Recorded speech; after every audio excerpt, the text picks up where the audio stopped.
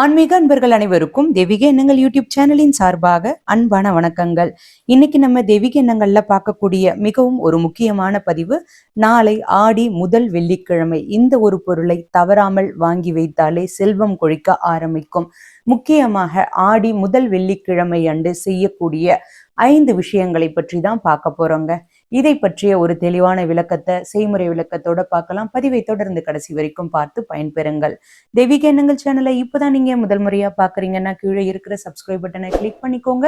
பக்கத்துல இருக்கிற பில் பட்டனையும் கிளிக் பண்ணிக்கோங்க.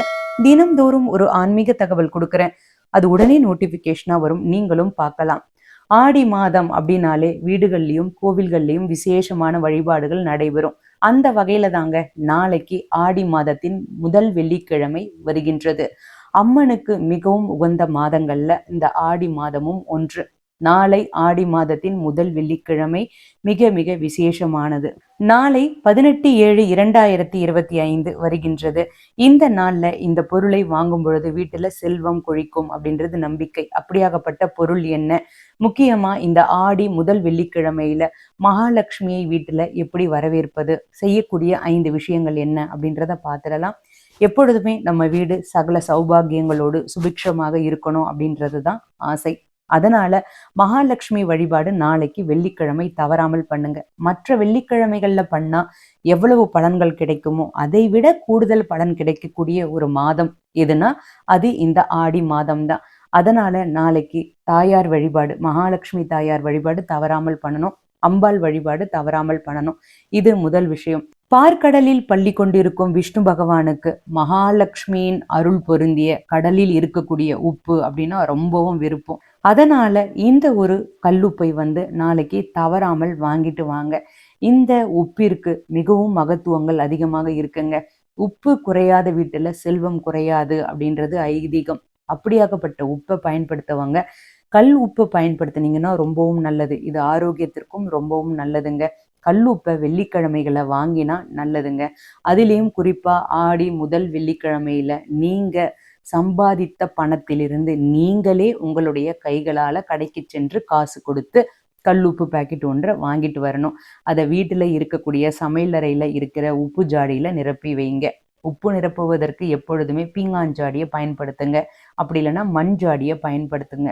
பிளாஸ்டிக்ல உப்பு போடக்கூடாது. அப்படி போட்டீங்கன்னா அது உப்பு நீர்விடும். இதனால செல்வம் குறைய ஆரம்பிக்கும். அதே மாதிரி எவர் சில்வர் டப்பாவிலையும் நீங்க உப்பு போட்டு வைக்க கூடாதுங்க.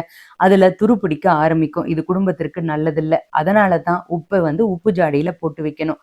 அடுத்தது மிகவும் முக்கியமானது பாத்தீங்கன்னா, இந்த கல்லுப்பை வாங்கிட்டு முதல்ல பூஜை அறையில வைங்க. நீங்க வழிபாடு பண்ணும் பொழுது, நாளைக்கு இறை வழிபாடு பண்ணும் பொழுது தவறாமல் இந்த உப்பு வைத்து வழிபாடு பண்ணிட்டு அதற்கப்புறமா எடுத்துட்டு நீங்க சமையல் அறையில அதை நீங்க எடுத்து வைக்கலாம். பெண்களுடைய கைகளால உப்பு எடுத்து நீங்க எப்பொழுதுமே வைக்கும் பொழுது கண்டிப்பாக உங்களுக்கு செல்வ வளம் பெருக ஆரம்பிக்கும். மூன்றாவது, நாளைக்கு தவறாமல் வெள்ளிக்கிழமையில குத்து விளக்கு ஏற்றி வைத்து வழிபாடு பண்ணணும். முக்கியமா இந்த குத்து விளக்கு ஏற்றும் பொழுது மகாலட்சுமி கடாட்சம் நிரம்பி வழியும், செல்வ வளம் பெருகும். அதே மாதிரி வீட்டுல தங்கம் வாங்குகின்ற யோகமும் ஏற்படும் அப்படின்றது நம்பிக்கை. அதனால நாளைக்கு முக்கியமா குத்து விளக்கு தவறாமல் ஏற்றி வைத்து வழிபாடு பண்ணுங்க. முக்கியமா நாளைக்கு முடிந்தால் மஞ்சள் கிழங்கு வாங்கிட்டு வாங்க. மஞ்சள் கிழங்கு வாங்கிட்டு பூஜையில வைத்து வழிபாடு பண்ணும் பொழுது இதன் மூலமாகவும் உங்களுக்கு தங்கம் சேர ஆரம்பிக்கும், பொன்னகைகள் சேர ஆரம்பிக்கும்.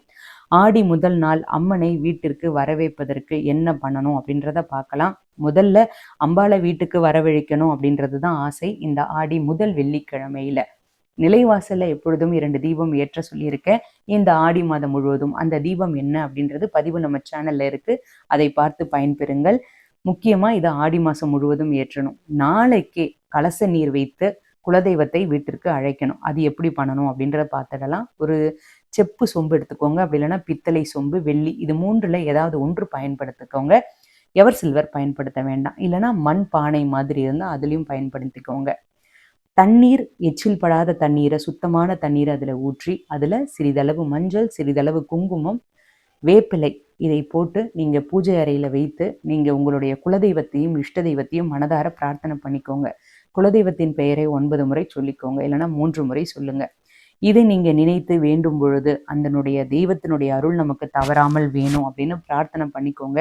அந்த தெய்வம் நம்ம இருக்கின்ற இடத்திற்கு வரணும் அப்படின்னு பிரார்த்தனை பண்ணிக்கோங்க. அம்மனுக்குரிய மாதம் அப்படின்றதுனால அம்மனை நம்ம நினைத்து செய்யக்கூடிய வழிபாடு சக்தி அதிகமாக இருக்கும். அதனால இந்த வழிபாட்டை நீங்க எப்பொழுது செய்யலாம்னா காலையில செய்யலாம், அப்படி இல்லைன்னா மாலை நேரம் 6 மணிக்கு மேலே செய்ய ஆரம்பிங்க.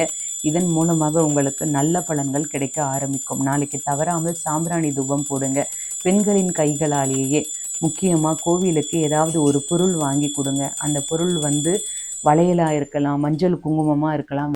இதை நீங்கள் வாங்கி தரும் பொழுது பெண்களுக்கு மாங்கல்ய பாக்கியம் பலம் கூடும் அப்படின்னு சொல்லலாம். அதனால் நாளைக்கு ஆடி முதல் வெள்ளிக்கிழமை என்று இந்த விஷயங்களை தவறாமல் பண்ணுங்க. முடிந்தால் அந்த சொம்பிற்குள்ள ₹1 நாணயம், அப்படி இல்லைன்னா ஒரு எலுமிச்சப்பழம், சிறிது பச்சை கற்பூரம் போட்டு பிரார்த்தனை பண்ணிக்கோங்க. இது பூஜை அறையில் ஒரு இடத்துல இருக்கட்டும்.